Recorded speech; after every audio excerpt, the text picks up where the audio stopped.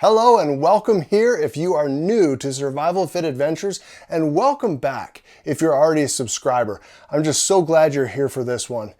Here we talk about survival, resilience, and real world preparedness, not any of this AI stuff.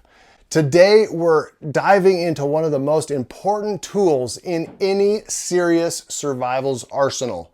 It's real money, not paper. Not credit. I'm talking about silver and gold, tangible wealth that holds value when systems break down. So why should you care? Why do preparedness-minded people, sovereign, independent individuals, and even countries still hoard precious metals in the age of crypto and credit cards? Well, let's talk about why real money matters, and more importantly, how to start stacking.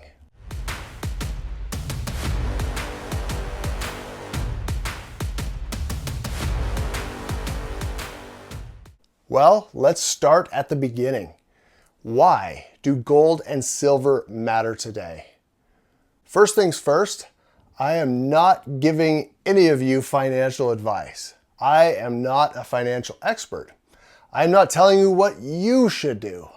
I am going to let you know what I am doing with precious metals personally and why. That being said, when economies fail, when currencies inflate, when governments lose trust, the world always goes back to what is real. And that has been gold and silver for over 5,000 years. So here's what's happened. We've got fiat currency, like the dollar or the euro. It actually has no intrinsic value. It is just paper that is backed by trust. Then we've got gold and silver. They are scarce, divisible, and universally accepted. That's why central banks still hold them. In economic collapse, or cyber attacks, or grid down scenarios, or hyperinflation, real money gives you options. Let's not forget some real life modern history examples of Venezuela's hyperinflation, Argentina's currency collapse, Zimbabwe's $100 trillion bills. When people in these situations couldn't eat with paper because it was worthless, silver coins still bought groceries, still bought meat, still bought bread. You might be asking, I know I was asking this question years ago, how do I actually use this stuff in a crisis? How do I use this gold coin? How do I use this silver coin in a crisis? Silver, like this American Eagle silver ounce or this Canadian Maple silver ounce, is really good for common everyday purchases. If you are needing to buy food or supplies, you can use silver as straight up, straight across, because these do have a printed value on them, which I wouldn't recommend because they're worth far more than that in their actual silver value. Let's just make this simple. At the time that I'm recording this video, these two coins are worth between $30 and $40. In a hyperinflation scenario, and what we're seeing right now, the reason why silver and gold continue to be worth more and more US dollars is because those US dollars are actually worth less. So the price of silver and gold is the standard, and the dollar is falling in relation to that standard. So it takes more dollars to purchase silver month after month, year after year, at least for the last couple of years, and same with gold. It takes more of your dollars to buy the same weight of gold. So in a scenario where this coin right now may buy 10 loaves of bread because it's worth $30 to $40 right now, In a hyperinflation scenario where a loaf of bread is 10 times what it is right now, then it will still buy those same loaves of bread because it has gone up by that 10 times as well. So you see how it protects against inflation of our fiat, or basically fake money that we have right now. Let's move on to gold. Gold is for large value purchases like land, bulk goods, or maybe a relocation that's needed in these times. Because of its worth in a relatively small package, you can carry a small amount of gold that is actually worth many dollars. What I'm holding in my hand right now would be worth about $3,000 to $4,000 right now. Gold is good because it is worth a lot of dollars for a very small amount. For example, this 1/4 ounce gold coin is worth almost 3 times what this 10-ounce bar of silver is. So does that make sense? I try to keep it as simple as possible. In my mind, we're talking about silver as the holder of value for everyday purchases like food, energy, those sort of things, tools, and gold as the purchasing stock, the holder of value, the hedge against inflation, the holder of value for large purchase items, and for anything that I would want to start saving for that's going to take me more than a year to save for it. I want to save that in gold and silver. Since we're talking like this, I want to talk about gold and silver as something very, very serious in the utmost serious conditions where countries are collapsing and currencies are collapsing, and these might be your exit tools. So you may need gold and silver to, if you need to cross borders and to start over in another place. So, and unlike digital currencies, metals don't rely on electricity or the internet. So in a world without power, this really matters. Let's talk tactics. How did I start stacking? Well, I started with silver.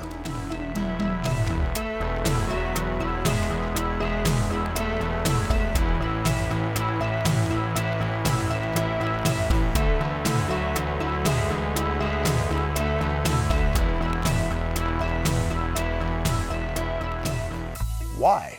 Well, it can be more easily used for trade and currency in a grid down or a collapsed system.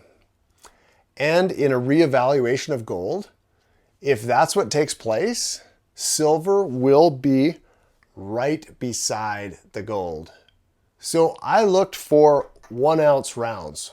So this is an American Eagle, Silver Eagle, and Canadian maples. Or you can get pre-1965 US coins, which are 90% silver. In one word, I used trusted mints. This is the Canadian mint and this is the American mint.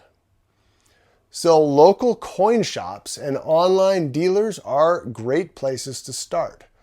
But I only go with a shop that has a good reputation and learn about fake coins. Learn about these things before you go. Remember, I can't teach you about all these things, and I am not a financial expert, and I am not telling you what you should do. You need to research these things, and I hope this video spurs you on to research more about precious metals and how you can become involved. Once I had some silver, I tried to match gold to the silver in value. So I was holding about 50% of each in my hand. So you look at this. This right now is worth about $400. And so is this little gold coin. This is a 1/10 ounce. That's one of the smallest denominations of gold you can get. So this is worth approximately the same as this as I'm making this video. So avoid overpriced collectibles. You want to be low premium as possible. I started with fractional gold. This is a 1/10 ounce of gold, and this is a 1/4 ounce of gold. I would recommend, for me, I didn't want to get the trendy collectible pieces, and because they just stack on premium, it's called, and that's an extra charge on top of the gold's actual value or the silver's actual value.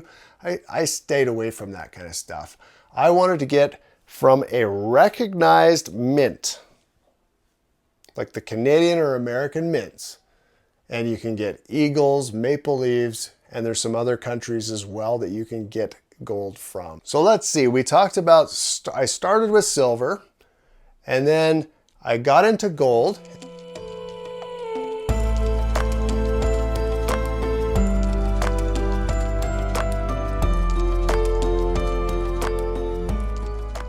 And I had that at about a 50% ratio to each other in value. And I want to talk about number 3 on my list, and that is how you store these. Because you're storing them, it's actually on-hand storage. So it has to be secure. So I don't store all of my metals in one place. I use safes. I use hidden places. Even decoys, and that's important. I've heard that some people will bury their metals under the ground using waterproof containers and GPS coordinates and all that kind of stuff. The important thing is to store these metals securely. And you can see, even these samples I have in something that I'm not going to touch with my hands because silver tarnishes. So your value can go down a little bit because you've tarnished the coin. So I keep these also. And this is a pack of 25 silver maples. This is a pack of 20 silver eagles. So these never get touched, and they never get tarnished, and they are always stored away in various locations and various safes. So that's what I have done, but I want to share with you some of the myths, scams, and also the best practices. Let's bust some myths here. Myth number 1, precious metals are outdated. Why would you get something like this when you can just get digital crypto? Well, that's not what central banks are doing. They're actually stacking the real thing. So you need to ask yourself some questions. Why would they be doing that? So I've chosen to listen to those things and see those things with my eyes and ears and do likewise. Myth number 2 is gold is only for the rich. Well, you can start small. Even a small silver coin like this is a seed to a larger investment so that you can have a future if everything does collapse. Because if the value of the dollar is hyperinflated, everything that we know right now is going to change. And we need something solid and steady to be measured against. Here's a few things to look out for. I never bought commemorative coins from TV commercials or magazines or anything like that. I didn't want to pay more than 10 to 15% above the spot metal price. And I choose not to store these in a bank because if the system goes down and even electricity goes down, or the identification system goes down, so does your access to that.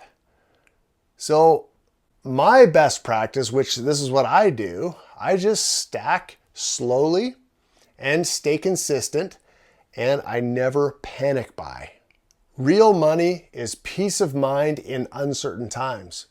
Whether I'm saving up for property, preparing for collapse, building generational wealth, or if I just want an asset that's outside the system, silver and gold are my go-to essential survival tools. So do you have questions? You can drop them down below. And don't forget to like, subscribe, and share this video with someone who needs to hear it. I've also got a whole bunch of videos on a lot of different subjects that you can go to, and you can actually go to the Disaster Preparedness 101 playlist, and you can watch a whole bunch of videos that are on all topics to get you started in being prepared for what's coming next. I want to thank you so much for watching this, and again, this is what I have done, and in no way is this a video of what you should do. If this is your first look at silver and gold, do some research.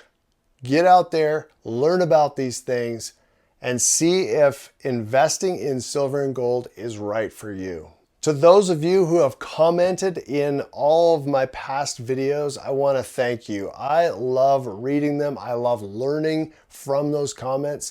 So please keep that conversation going. I think it benefits all of us. So with that being said, stay sharp, stay independent, and we'll see you in the next one.